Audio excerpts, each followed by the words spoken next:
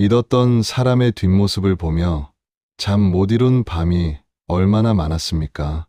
내 모든 것을 내어주었는데 돌아온 것이 날카로운 화살뿐이라며 세상을 원망하고 계신가요? 어서 오십시오.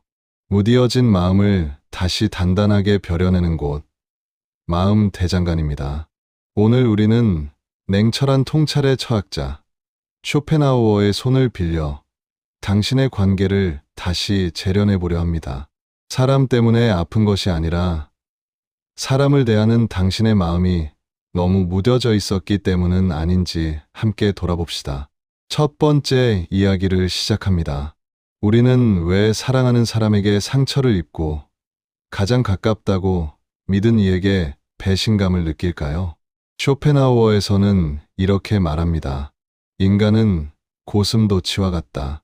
너무 가까우면 가시에 찔리고 너무 멀면 추위에 떤다. 추운 겨울날 고슴도치 무리가 온기를 나누기 위해 모여들었습니다. 서로의 체온이 필요해 가까이 다가가면 갈수록 서로의 몸에 돋아난 날카로운 가시가 상대의 살을 찌릅니다. 아픔을 견디지 못해 멀어지면 이번엔 매서운 추위가 엄습합니다.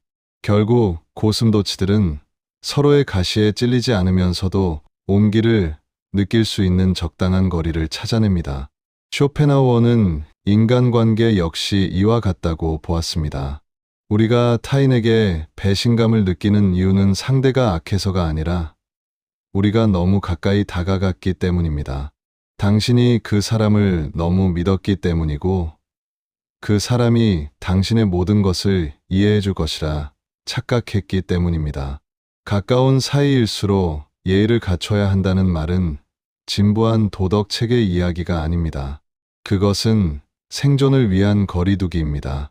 상대가 누구든 심지어 배우자나 자녀라 할지라도 그와 나 사이에는 결코 침범해서는 안 될 고독의 영토가 존재해야 합니다.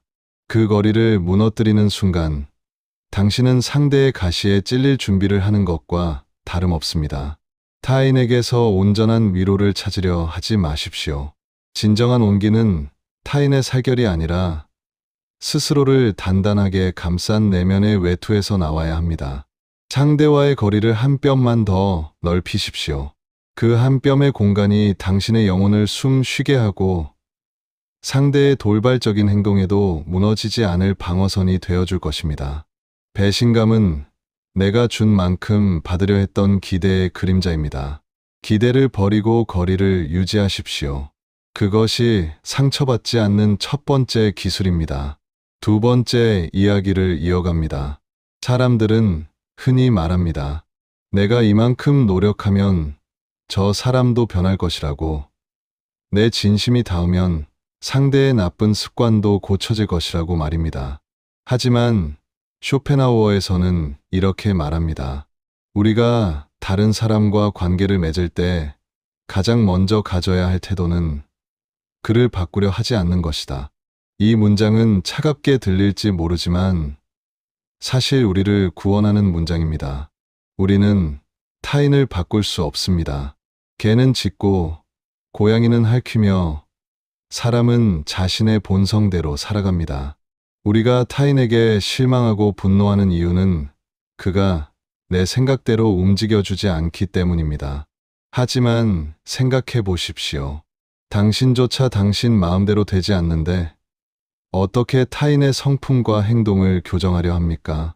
쇼펜하우어는 타인의 성격이 마치 바위처럼 변하지 않는 고유의 물질이라고 생각했습니다. 누군가의 무례함이나 이기심을 목격했다면 그것을 비난하며 에너지를 쓰지 마십시오. 그저 저 사람은 저런 원소로 이루어진 존재구나 라고 관찰하면 그만입니다. 비가 오면 우산을 쓰고 바람이 불면 옷깃을 여미듯이 무례한 사람을 만나면 그저 피하거나 거리를 두면 됩니다. 그를 가르치려 들거나 변화시키려 노력하는 것은 바위를 향해 주먹을 휘두르는 것과 같습니다. 아픈 것은 오직 당신의 주먹뿐입니다. 타인을 있는 그대로 내버려 두십시오. 그것은 포기가 아니라 지혜로운 수용입니다.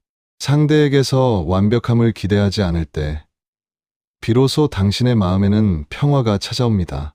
우리가 타인에 대해 가지는 분노는 사실 그를 통제하고 싶어 하는 우리의 오만에서 비롯된 것임을 인정해야 합니다. 그의 무례함이 당신의 가치를 훼손할 수는 없습니다. 그것은 그저 그의 본성일 뿐입니다. 타인을 변화시키려는 헛된 노력을 멈추고 그 에너지를 나 자신의 내면을 가꾸는 데 쓰십시오. 내가 단단해지면 타인의 어떤 말과 행동도 스쳐 지나가는 바람에 불과하게 됩니다. 마지막 이야기를 전합니다. 외로움을 견디지 못해 무리에 섞이려 애쓰는 당신에게 쇼펜하우어는 엄중히 경고합니다. 쇼펜하우어에서는 이렇게 말합니다.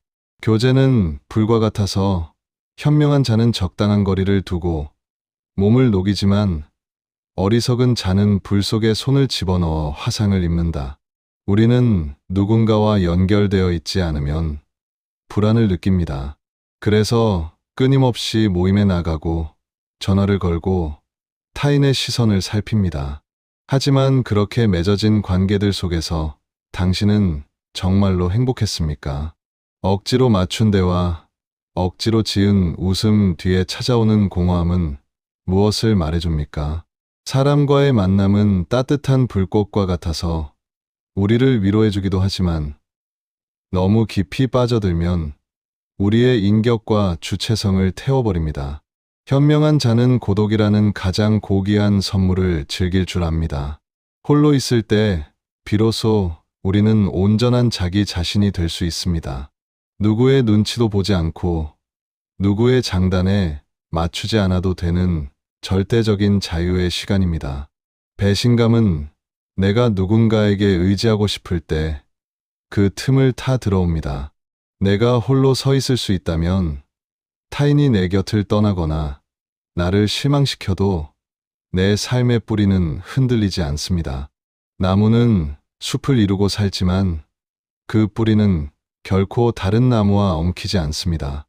각자의 뿌리로 단단히 땅을 딛고 서 있을 때 숲은 건강하게 유지됩니다. 당신의 영혼을 타인에게 맡기지 마십시오.